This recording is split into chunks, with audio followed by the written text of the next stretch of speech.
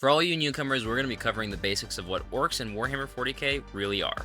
Today I'm going to give you a basic rundown of what they are, how they came to be, the intricacies of their culture, and if we're lucky enough, just how the Orky mind truly works. Like most things, we're going to have to start at the beginning. And in order to start at the beginning for the Orcs, we're going to have to go millions upon millions of years back, seeing as they're one of the oldest species in all of Warhammer. Let me break it down for you. There's a war, millions and millions of years ago. It's called the War in Heaven.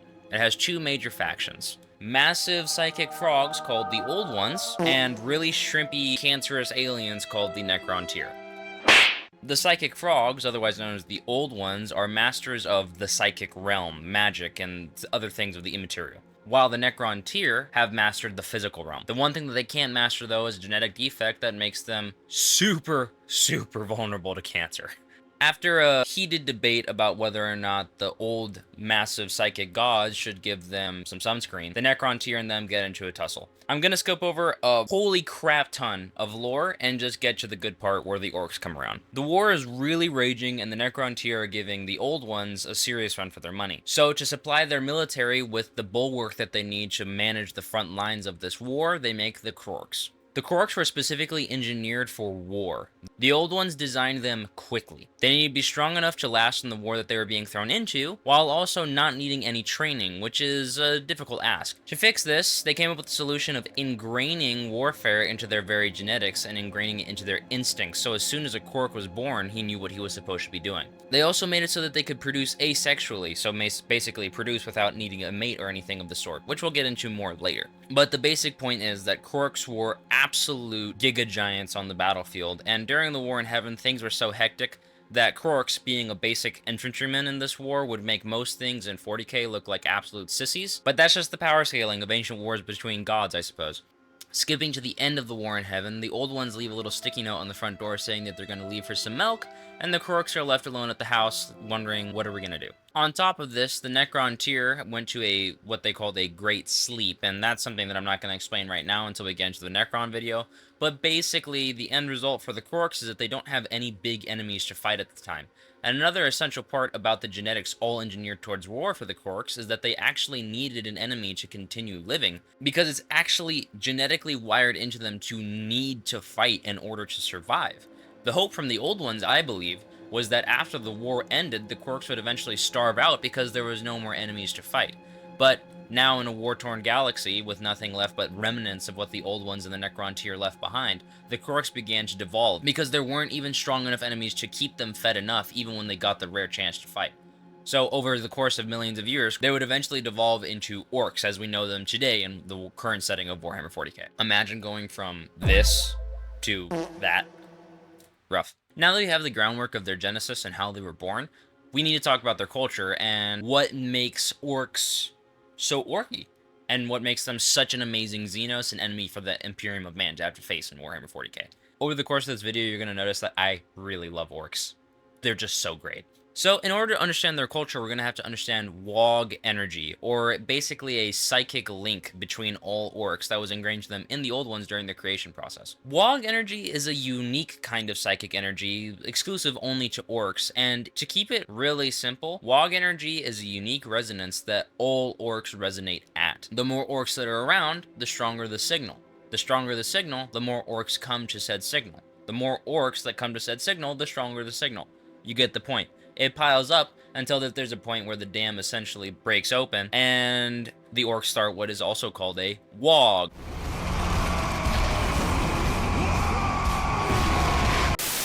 Which is an invasion or an attack on something that they deem a good enough fight. On top of this, Wog energy dictates a lot of other subtle and not so subtle things about the way that the Orcs operate. Some Orcs are born more inclined to do certain things, and a lot of this has to do with their own ingrained genetics and the way that Wog energy interacts with it.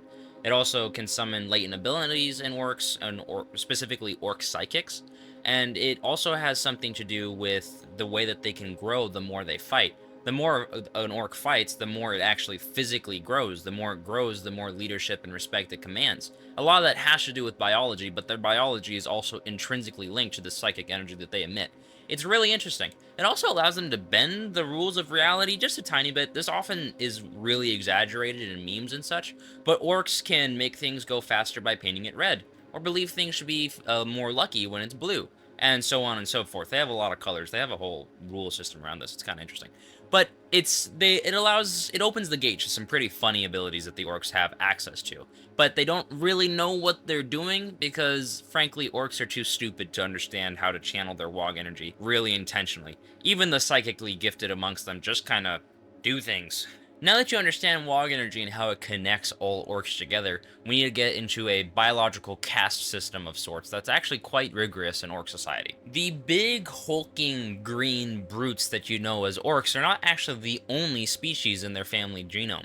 It's all known as an orcoid family tree, and it all begins with squigs. To best describe this, I'm going to use a story. Imagine yourself as the big green orcs that you know and love. They're on every single piece of Warhammer art that includes them. The big, toothy, muscly dudes. They're awesome, right?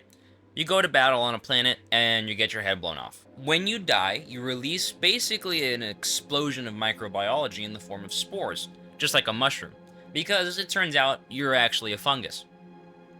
Your spores will begin to germinate the ground that you died on. As it germinates, those spores will actually begin spawning more of your fungal brothers.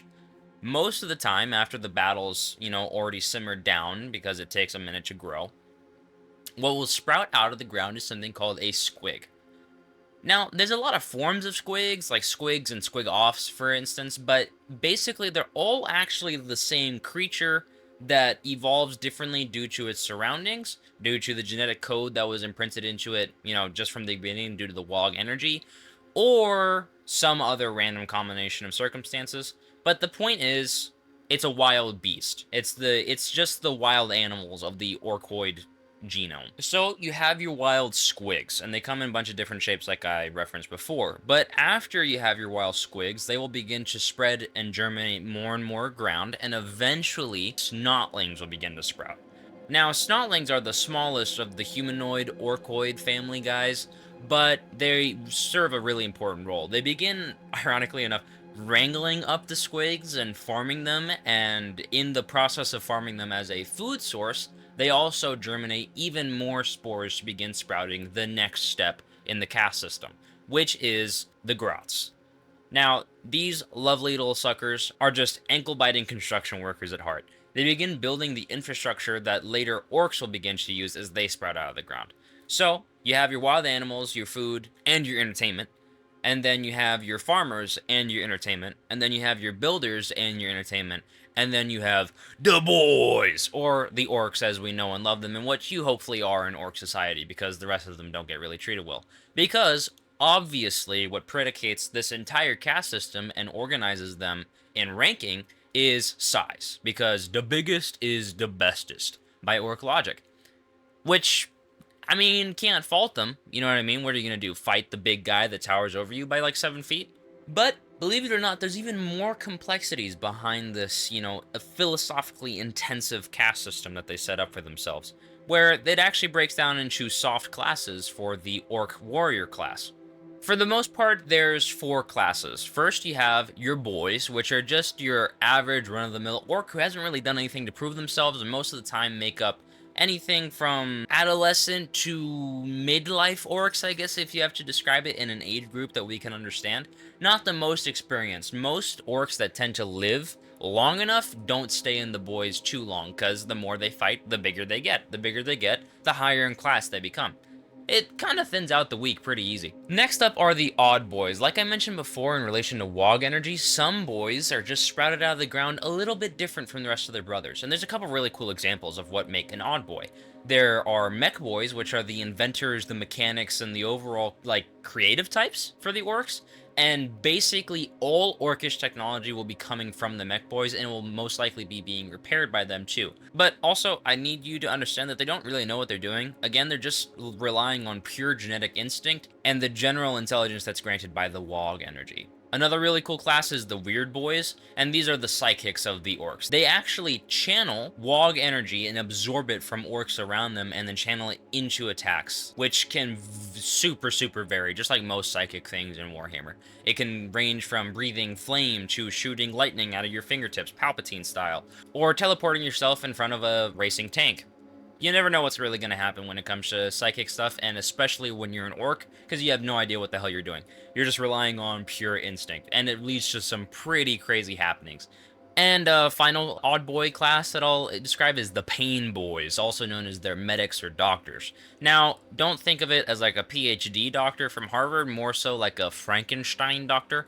Most of their medical procedures are on orcs who are hopefully unconscious and actually in need of repair.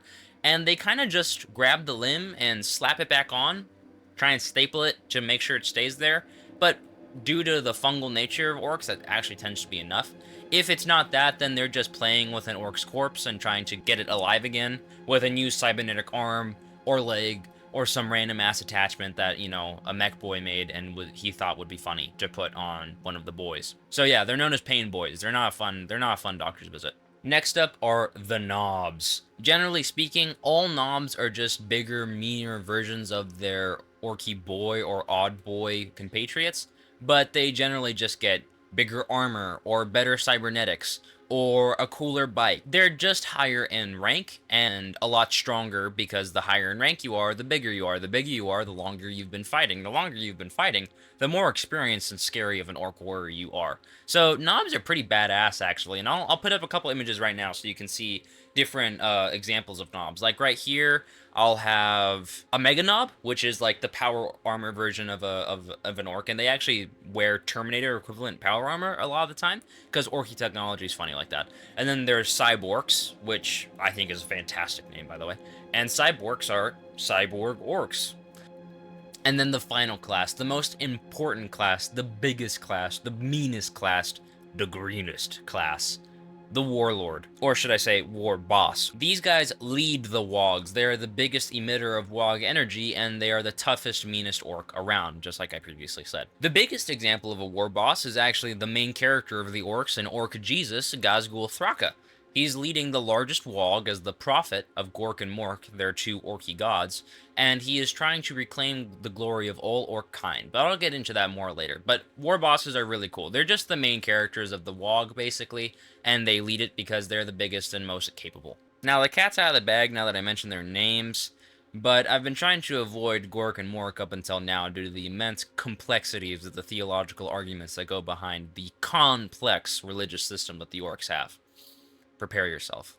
The two orc deities within orc society are of no laughing matter, and it leads to regular debates between orc kind of who's better, smarter, and just the orkier god. Let me explain to you their two tenets. Gork, brutally cunning. Mork, cunningly brutal. Clearly, this is a concept that is too philosophically complex for my puny, humy brain, as orcs would describe, but it leads to planetary level civil wars. Orcs have absolutely massacred each other over these four words: brutally cunning and cunningly brutal. And one thing you might be asking is, why make two gods? I mean, isn't one enough? But the orcs actually have a pretty compelling theological argument against that too. If you're the biggest and strongest and don't have anybody to fight against, then what's the point? Duh. So the two orc deity brothers are constantly brawling over who is better. Like I mentioned before, on top of these two epic deities, there's the equivalent of an orky Jesus, and his name is Gazgul Thraka, the prophet of the Wog and the proclaimed avatar of Gork and Mork. He's a massive war boss of intense significance to the orcs and Warhammer in general, to be honest, and he's leading the largest unified Wog in the setting right now. I've mentioned it plenty of times before, but Wog energy also has something to do with Gork and Mork. The intense psychic resonance that all orcs operate at actually, I believe, poured enough belief into the warp to create Gork and Mork as actual deities, and probably happened over the course of their de-evolution since the war in heaven, because the old ones weren't around anymore, and I think they just forgot that part of their past, or didn't even see them as gods at that time anyway, or see them as their original creators. So the character of Gork and Mork formed in the warp, and they are like a real deity. They actually do have a real presence in the warp, which isn't surprising, because again, the orcs have such a psychic weight that the warp, by the way, is like an otherworldly dimension. It's a mirror dimension of our physical realm. And for now, let's just call it like hell, heaven, and everything in between, right? That's just that dimension over there. And there's a slice of that infinite dimension that is Gork and Mork specifically, and that's where all the energy that the orcs dedicate into everything that they do, ultimately their Wog energy, goes back to, you know? And where I believe orc souls go to, that's where all orc souls are commanded to, the realm of Gork and Mork. It's pretty awesome. I know that I might have been keeping this too watered down for a lot of Warhammer veterans, but I want this to be really easy for beginners. But I don't feel right leaving an orc video before I mention clans, because clans are like the predominant cultures, like subcultures that form within the overall orc culture.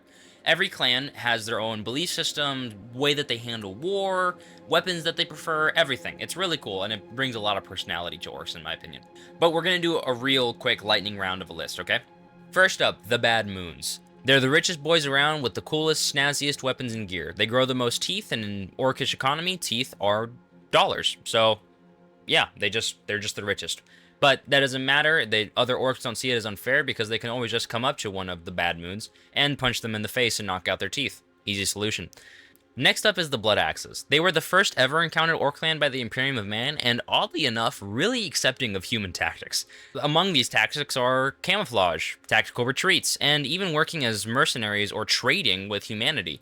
Which, by the way, other clans really don't like because that's just so un-orky, bro. Next up is the Death Skulls. The Death Skulls are notoriously fond of looting, otherwise known as stealing everyone else's stuff. Ironically enough, they're also super superstitious, even by orc standards, which is kind of ridiculous, by the way. And they just paint anything that they find blue, or anything that they can paint blue. They will paint blue. Because blue, once again, means luck in orcish society. Next up are the Evil Sons. They are absolute speed freaks who are addicted to the adrenaline rush of reaching terminal velocity and the hopes of getting into battle as soon as Gorkin possible. It's honestly really fun, and a lot of their art are like super high octane orcs or like grots hanging onto the back of a bike, you know, with their tongue out because it's just going so fast. Most of the time it ends in a horrible crash, but that's wonderful. Orcs love it. Next up we have the Goths. The Goth clan are the biggest, meanest, and most brutish of the bunch, which again is really saying something by orcish standards. They all like black and white checkerboard patterns, and they use any and all excuses to fight, and most of all, win. They're extremely brutal, even amongst orc society, and they have a notorious reputation for being extremely cruel. And Gazgul Thraka, or Khajisus, actually comes from the Goth clan. Next up are the Snakebites. They're a really cool, like, unique clan. The Snakebites took the term primal lifestyle and really ran with that shit. Forsaking modern technology, they stand firm in their traditionalist beliefs and much more prefer using beasts and pointy sticks rather than whippy, long-range weapons, because we ain't a bunch of sissies around here. They have a lot of really cool art of them riding squigs in a battle with spears and, you know, fur pelts around and, like, long, mangy hair. It's really cool. And they don't count as a clan, but I feel like they're an important enough denomination of orcs that they should be mentioned.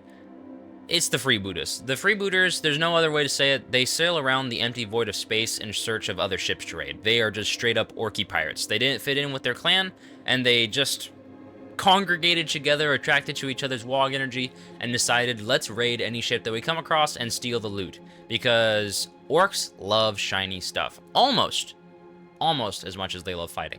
Well, there you have it. That's a very basic overview of the amazing faction that makes up the Orcs in Warhammer 40k. I think that they're really unique, and despite my very brief overview of all the nuance that Orcs have and all the immense amounts of lore that they contain within this universe, I think that they're really cool. I think they're really unique compared to their fantasy counterparts of anything Tolkien-esque, and it just makes for a really fun time, is what I'm trying to say.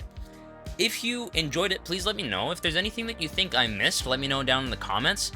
I will be reading all the comments and replying, so please do let me know your thoughts. If you want to see more of me or just join more of the community, I have a Discord linked below, and I also stream on Twitch Wednesday through Saturday every week. So if you want to just talk more Warhammer lore or see what's going on, make sure to join me over there.